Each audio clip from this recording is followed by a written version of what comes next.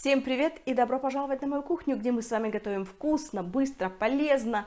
И главное, эту еду, которую я вам предлагаю сделать вместе со мной, можно есть как на стадии снижения веса, на похудении, на стадии удержания веса и даже при диабете второго типа. Друзья, сегодня мы с вами приготовим очень быстрый и дешевый, как я считаю, ужин, который будет у нас состоять из рубленого мяса, то есть из фарша. И у меня в холодильнике были остатки теста фила. Ну что может быть проще? Сейчас мы с вами быстренько сделаем вкусный и полезный пирог. Я не знаю, я очень люблю фарш. Ну, с детства я любила котлеты. Мои мамочки, мои бабушки, вот я обожала этот продукт, это блюдо, котлеты, что может быть лучше. И, наверное, поэтому я сейчас с возрастом все так же люблю не только котлеты, но и все произведения искусств, которые сделаны из рубленого мяса, то есть из фарша. И независимо, это свинина или говядина, или смешанный фарш, или что угодно. Я эти блюда люблю и считаю, что это очень-очень быстро готовится, тем более у нас в Европе это продается хорошего качества, и это мясо уже порублено, то есть это продается в пачках, только все смешать и все. И как раз сегодня у нас такой день. Ну что, мои хорошие, идемте готовить наш пирог. Для того, чтобы приготовить наше сегодняшнее блюдо, нам с вами понадобится огнеупорная форма, большая сковорода, лопатка для того, чтобы мы смогли переворачивать с вами наш фарш, кисточка, маленькое полотенце и из продуктов питания, конечно же, растительное масло, которым мы вспрыснем нашу огнеупорную форму. 1200 грамм у меня сегодня фарша. Фарш может быть абсолютно любым. Одна большая луковица, 200 грамм тертой моркови, 200 грамм тертого сыра, 2 яйца, буквально 3 перышка сельдерея. Вот мне так захотелось, и я в последний момент его тоже добавила, порезала, да? Конечно же, виновник торжества – это тесто фила. Тоже посмотрим, сколько у нас уйдет на этот фарш. 2 столовые ложки горчицы, столовая ложка паприки с какими-то специями, не знаю, смотрите на свое усмотрение. И вот у меня тоже какая-то специя, в которую входит и чеснок, и немножко петрушки, разные специи. Обе специи у меня солененькие, поэтому я, конечно же, дополнительно соль в наше блюдо добавлять не буду.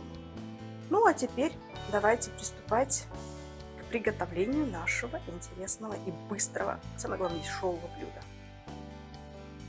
Начинаем наше приготовление с того, что мы включили сковородку, вот у меня на 12. И теперь, когда немножечко она разогреется, мы добавим с вами лук.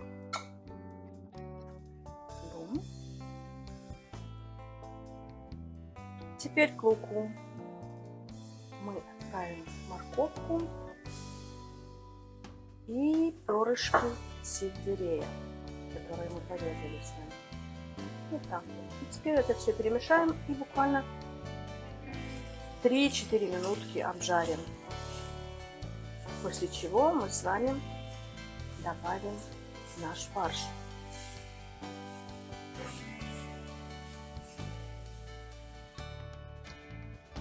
Наш лук уже подрумянился, морковочка также, и мы добавляем фарш. Хорошенько его вымешиваем. И сейчас будем вводить наши специи. Самый интересный процесс. Добавляю первую, это какие-то пряности с чесноком.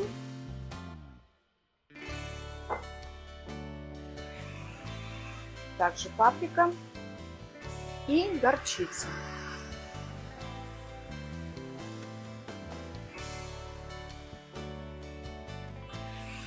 Теперь все хорошо вымешиваем.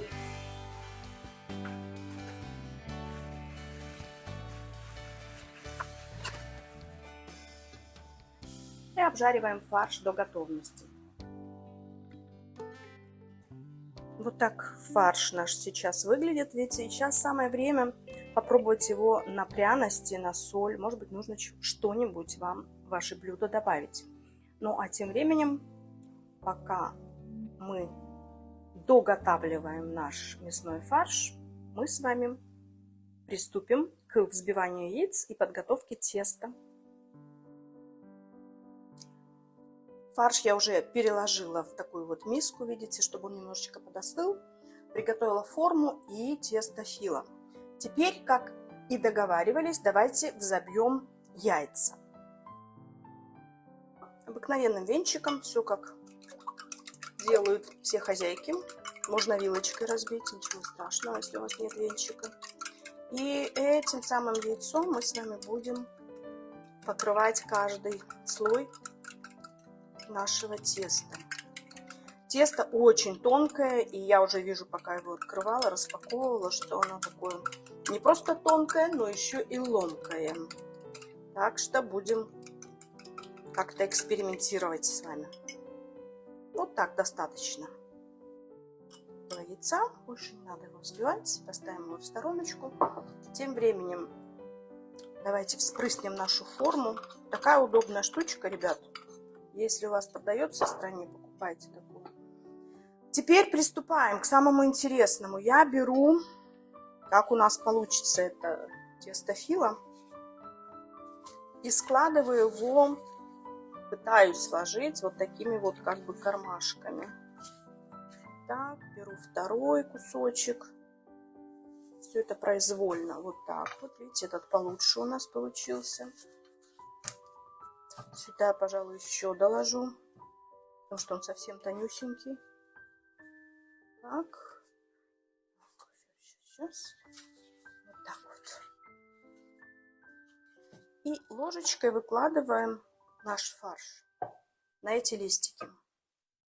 Видите, он еще горячий, но это абсолютно все равно, горячий он или какой, потому что все равно через какие-то там пару минут мы отправим наш пирожок в духовку. Так, здесь. Сейчас мы эти закроем. Давайте еще сюда одним листиком прикроем. Вот как кармашек получился. И добавляем теперь фарш в следующую порцию. Видите, фарш такой сочный у нас. Пахнет очень хорошо за счет специй. Все как мы любим. Вот, быстрое блюдо, питательное блюдо, потому что много мяска у нас здесь. И, в принципе, и овощей у нас немало здесь. Так, беру следующий листик. И опять же в произвольной форме вот так вот его прям комкаю, видите? Так, вот. Теперь третий. Получается у нас кармашек.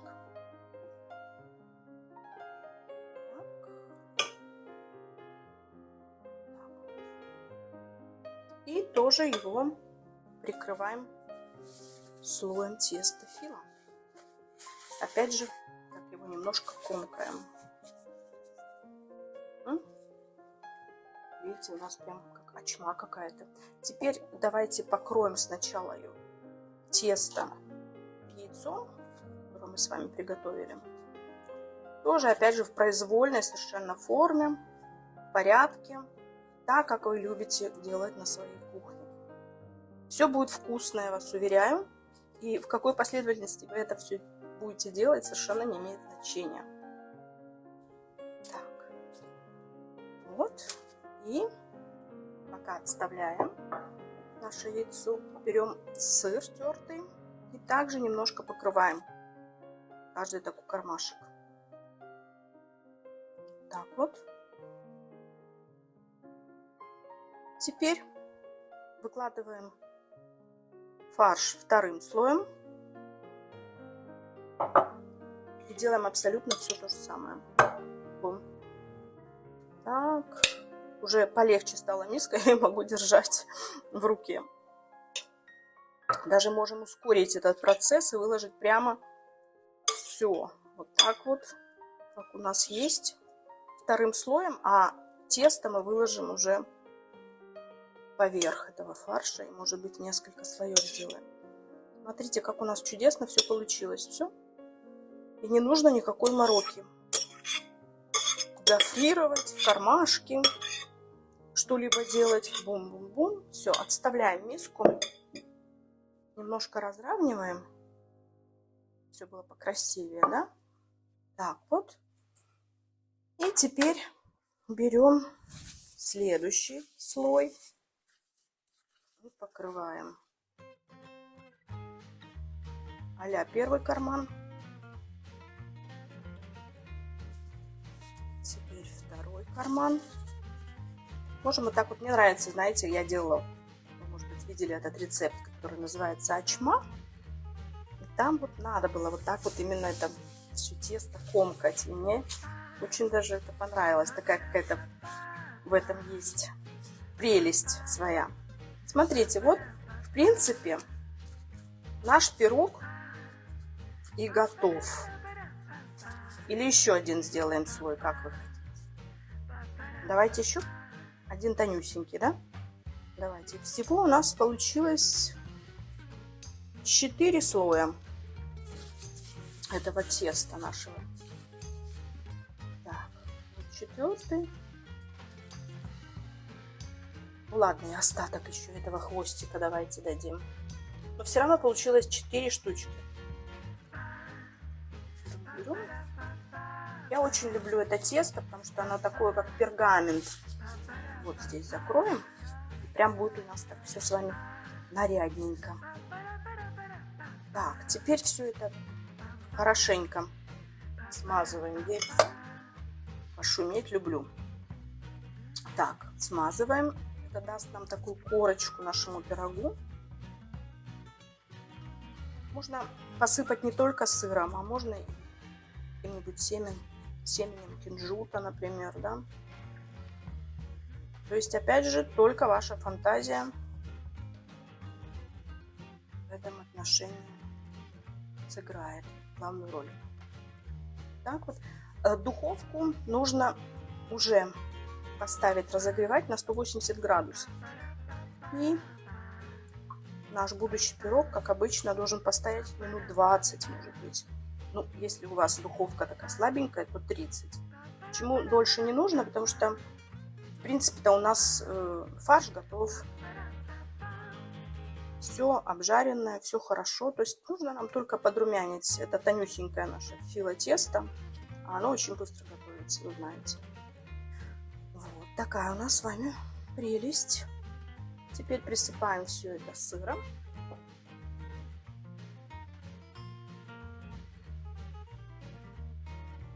Разводим порядки.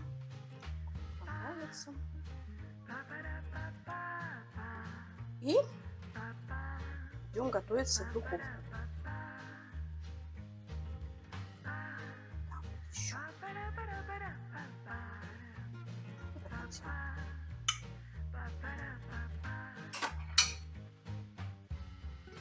Вот что у нас с вами получилось. И до встречи в духовке. Дорогие мои, вот посмотрите, какой пирог у нас с вами получился за 30 минут. Пахнет он неимоверно вкусно. Посмотрите, какой он румяный, красивый. И это тесто, фило теста, которое очень и очень тоненькое. Оно будет так хрустеть, и это будет так все вкусно и аппетитно. И главное, как мало у нас времени на это все ушло. Дорогие друзья, пирожок тяжеленький, поэтому я его, с вашего позволения, поставлю сюда. И хочу вам рассказать, что все у нас произошло очень-очень быстро. Смотрите на свою духовку. Как только вы увидите вот эту хрустящую корочку, вы слышите? Вы слышите этот? Вот такой вот он будет. Представляете, как вкусно, аппетитно, когда вы будете кусать, он будет хрустеть. Но при всем при этом не забывайте тщательно жевать и пережевывать, потому что все у нас находится в нашем желудочно-кишечном тракте, все это переваривается, и поэтому это уже отклонение от темы, но, тем не менее, помните о том, что пищу нужно хорошо переваривать, пережевывать, то есть сначала для того, чтобы она хорошо переварилась. Смотрите мои видео на моем основном канале Nordic Balance про здоровье. Ну а теперь возвращаемся к нашему пирогу. Обалденно вкусно пахнет. Как вы видите, уже корочка хрустит, и как быстро мы его с вами приготовили. Ну, у меня он стоял 35 минут. Опять же, зависит от вашей духовки. Быстрый ужин. Теперь я подам кусочек пирога с каким-либо вкусным салатом, и у нас будет сбалансированный с вами семейный ужин. С салата мы делаем большую часть тарелки, не забывайте об этом, и кусочек пирога. Если вы вот так вот поделите как бы пополам и еще кусочек, достаточная форма. Вы видите, я уже прям очень с нетерпением большим хочу попробовать этот пирог, он так вкусно пахнет. Удивительно, что Феликс уже здесь был, мы его прогнали просто при записи, а так он уже тут на запахи приходил. Так что, если серьезно, друзья, готовьте, экспериментируйте, не бойтесь, потому что мы все, особенно те, которые рождены были в Советском Союзе, мы все очень любим блюда мучные. Мы любим пирожки, мы любим пироги, мы любим всевозможные вот эти вкусности, сладости, варенички. И я на своем канале для вас пытаюсь как бы преподнести те же наши рецепты, которые были из нашего детства, но в более полезном варианте. Пеките такие пироги, заменяйте муку на цельнозерновую, тесто не какое-то там слоеное, покупное, а вот хотя бы на такое тонюсенькое фило тесто, и будет вам счастье, и будет вам здоровье. Спасибо, что и сегодня, дорогие мои, вы были со мной, спасибо, что вы есть, и спасибо за то, что вас у меня становится все больше и больше. Спасибо за поддержку моего канала. И до новых встреч, до новых рецептов. С вами была любящая вас Виктория. Пока!